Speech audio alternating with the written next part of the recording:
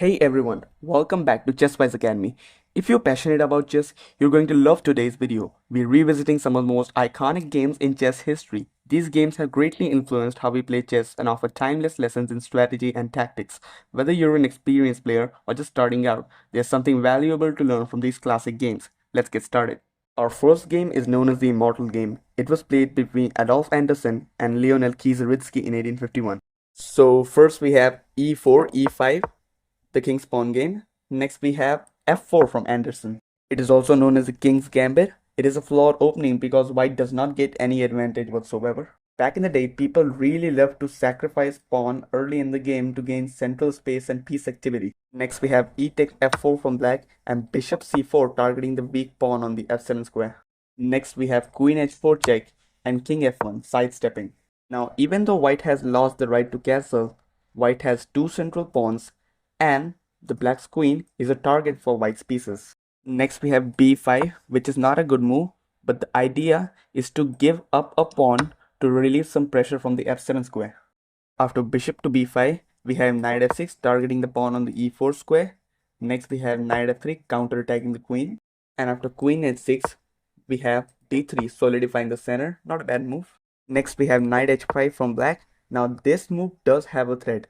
Black is threatening to go to the g3 square, forking the king and the rook. And after something like pawn takes knight, black has queen takes rook. So in this position, white plays knight h4. Now knight g3 doesn't quite work because white can take back and the rook is protected. White can also play knight f5 in the future to target the queen. Next we have queen g5 from black targeting the knight and the bishop at the same time, which just looks like a 4, but white plays knight f5. Next we have c6 from black attacking the bishop and white plays g4 counter attacking the knight. And after knight f6, white plays rook g1 completely giving up this bishop. But the idea is that the queen is stuck and white can attack it with moves like h4. Now black accepts the sacrifice and we have h4 attacking the queen. The queen moves. Now we have h5 attacking the queen again and the queen comes back. Now we have queen f3 threatening to trap the queen with bishop f4. Now black has to play knight g8 freeing up space for the queen. Next we have bishop takes f4 attacking the queen and queen going back to f6 targeting the b2 pawn. White plays knight c3 in this position developing. Black plays bishop c5 targeting the rook and white plays knight d5 attacking the queen. And after queen takes b2, it looks like white has to lose one of the rooks since black is attacking both rooks at the same time. But instead of losing one rook and saving the other, Anderson plays bishop to d6 in this position, sacrificing a rook with check as well as the other rook. But if black were to take the other rook, black loses because of knight to g7 check. And after king d8 only move, white has bishop c7 checkmate. So back to the position, we have bishop takes g1 instead. And white, instead of saving the rook or taking the bishop, plays the move e5. The idea is to block the queen's vision and play knight g4 followed by bishop c7 checkmate. So black plays queen takes a1 in this position and after king e2 black played knight a6. Now knight a6 stops bishop c7 checkmate. So after knight takes g4, king d8, white cannot play bishop c7 checkmate. Now white also cannot play bishop e7 checkmate because it is covered by the knight. So in this position, white plays queen f6 check, sacrificing the queen to deflect the knight, and the knight is forced to take, and then white plays bishop e7 checkmate. This game shows how aggressive player Anderson was and how he sacrificed material early on to get a positional advantage and devastating attacks. Let's move on to the next game. Next, we have the Opera game played by Paul Morphy in 1858. Morphy played this game in Paris at Italian Opera House, hence the name. This game is often used to demonstrate the importance of rapid development and the power of central control. So white starts the game with e4, we have e5, the king's pawn game, and after knight f3, black plays d6. This is also known as the Philidor's defense. Now white plays d4 in this position, trying to open up the center. Black plays bishop g4, pinning the knight. White plays d takes e5, We have bishop takes f3, queen takes f3, and d takes e5, clarifying the center. White plays bishop c4, threatening a checkmate on the f7 square. Black plays knight f6, covering. Next, we have queen b3, attacking the f7 pawn and the b7 pawn. So we have queen e7 from black. Now, it almost looks like black is losing a rook after queen takes b7, but the idea is queen b4 check, forcing a queen trade. Because if white doesn't take, white loses the queen. So in this position, we have knight c3 from white supporting the center. And now white is also threatening to trap the rook with queen takes b7 because queen b4 no longer works. Black plays c6, defending the pawn, after which white plays bishop g5, pinning the knight to the queen. Next we have b5 from black. Now b5 is a very bad move because it allows white to sacrifice a piece for two pawns. And now white is completely winning. Now, reason that sacrifices like these work because after something like knight to d7, black's king is in the center and black's pieces are immobile because they are pinned.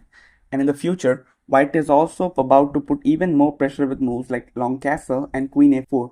Polymorphic castles long. We have rook d8 from black defending the knight. And now we can see why white's attack is very powerful because on the very next move, white sacrifices the rook. And after rook takes d7, we have the other rook coming to the d1 square to put even more pressure. Now in this position, black plays queen e6. If white takes the queen, black takes back and there's simply no attack. Yes, you can win the rook after taking the knight, but there's no attack. So Paul Morphy plays bishop takes d7. We have knight takes d7. And once again, where is the attack? Well, in this position, Paul Morphy plays a legendary move, which is the move queen b8 check, and black is forced to take because after knight takes d8, we have rook d8 checkmate. Paul Morphy's Opera game is a classic demonstration of swift piece development and the domination of open lines. Morphy's ability to coordinate his pieces so effectively led to a swift and beautiful checkmate, making this game a favorite among chess enthusiasts. Let's move on to the next iconic game. Next we have the Evergreen Game played by Adolf Anderssen against Jean Dufresne in 1852. So we have e4, e5, knight f3, knight c6 and bishop c4. This is also known as the Italian game. Black responds with bishop c5, which is the main line, and white plays b4, sacrificing a pawn two different ways. This is also known as the Evans Gambit, where white tries to sacrifice a pawn for quick development and high piece activity. Next we have bishop takes b4 from black, c3 attacking the bishop, and now the bishop going back to a5. After which white attacks the center with d4. By doing this, white is forcing black to waste multiple moves with the same pieces. In the meantime, white can develop pieces quickly and seize the initiative. Next we have e takes d4 from black, and after castles, black plays d3, trying to give up a pawn to disrupt the piece positioning of white. White isn't interested in winning the pawn back, instead white plays queen b3, attacking f7. Black plays queen f6, defending, and on the very next move, white plays e5, attacking the queen. The queen moves and black plays rook e1 with nasty intentions over here. Next we have knight ge7 from black developing, and white plays bishop a3 targeting the knight. Now black plays b5 in this position to disrupt white's pieces and activate the rook. White takes with the queen, and after rook b8, white slides the queen back. We have bishop b6 from black targeting to f2 pawn, and after knight bd2, black develops the bishop to the b7 square. White plays knight e4, disconnecting the queen from the d3 square, ready to take back. Black plays queen f5, attacking the e5 pawn, which is a fatal mistake because of bishop takes d3. Now black can't really take the pawn on e5 because after knight takes e5, knight takes e5, if queen takes e5 is played, then knight f6 is a discovered attack on the queen. Black plays queen h5 instead, getting out of the way. In this position, white plays a really aggressive move. White plays knight f6 check, trying to give up a knight to open up the rook. And after g takes f6, e takes f6, white can eventually win the knight back. Black plays rook g8, setting up his own cannons over here. White plays rook ad1, activating the final piece.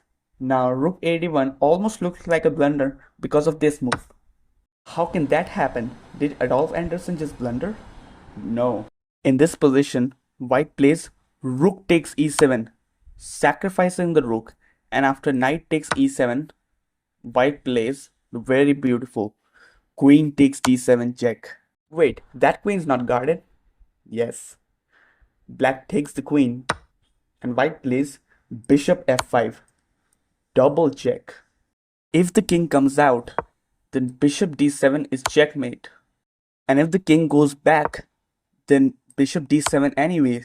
And anywhere the king goes, bishop takes e7 is checkmate. With all the black pieces staring at the white king, the black king smothered to death by these bishops is how this game ended. That wraps up our journey through some of the most iconic games in chess history, from Anderson's brilliant sacrifices to Murphy's tactical mastery and strategic genius. These games have shaped the way we play and appreciate chess today. Comment below the topics you want me to cover next. Share this with your fellow chess enthusiasts and subscribe for more chess content. Thanks for watching.